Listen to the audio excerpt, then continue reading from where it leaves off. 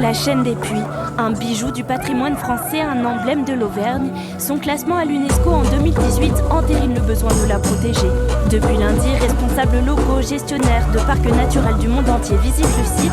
Un objectif, définir des feuilles de route pour concilier développement durable et activité humaine. La spécificité de la chaîne des Puys, c'est la proximité du bassin clermontois.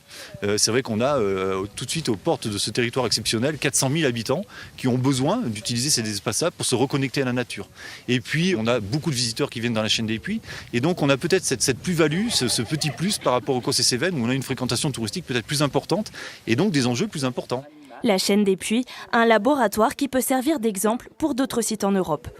Ce parc est très établi et c'est très intéressant pour moi.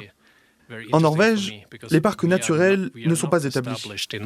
Le Puy-de-Dôme accueille chaque année 600 000 visiteurs, notamment grâce à son classement au patrimoine de l'UNESCO, un titre qu'il a pu obtenir, notamment en raison du pastoralisme. Hyper intéressant. Ce matin, j'étais invitée à la conférence de presse de l'Association internationale des sites naturels habités.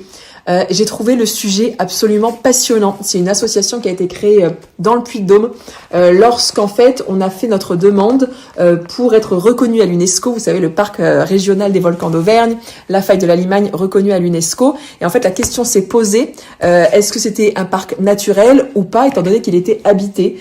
Et je trouve cette problématique hyper intéressante à mettre en exergue. Et toute cette semaine, il y a un workshop qui est organisé dans le Puy-de-Dôme ici avec 8 pays différents qui sont représentés pour venir s'interroger sur ces thématiques-là. Nature, culture, patrimoine, la place de l'humain sur les sites naturels et dans quelle mesure ils peuvent contribuer aussi à sa protection ou à sa destruction. Franchement, je trouve que le sujet est absolument passionnant.